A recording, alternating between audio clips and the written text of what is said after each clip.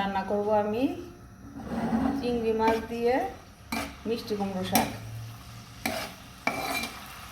এখানে পেঁয়াজ কাঁচামরিচ দিয়ে দিয়েছি তেলেতে, একটু ভাজা হলে মশলা দিয়ে দেব। এখন এই যে এখানে হলুদ মরিচ আদা রসুন জিরা লবণ সব কিছু দিয়ে পানি দিয়ে একটু গুলিয়ে নিয়েছি, এটা দিয়ে দিব।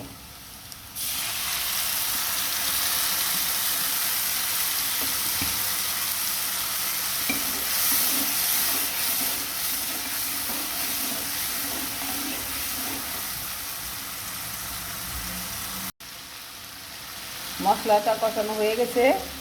এখন আমি এখানে চিংড়ি মাছ খোসা ছাড়িয়ে ছোটো ছোটো করে কেটে নিয়েছি, এটা দিয়ে দিব।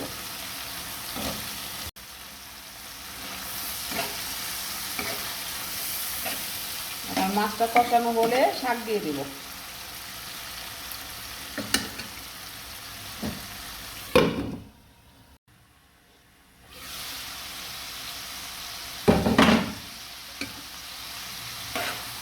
একটু মাছটা কষানো হয়ে গেছে, এখন আমি এখানে শাক দিয়ে দিব।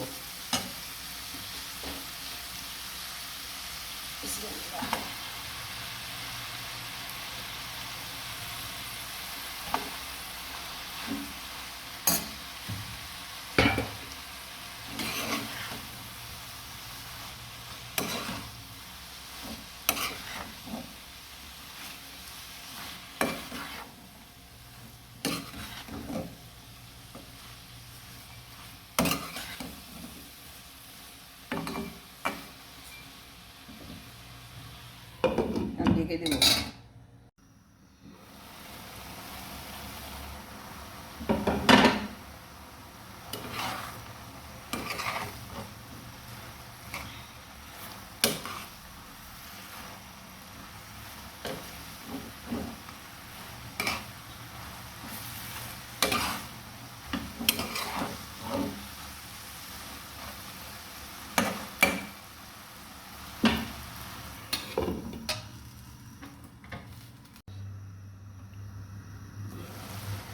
দেখি কি অবস্থা।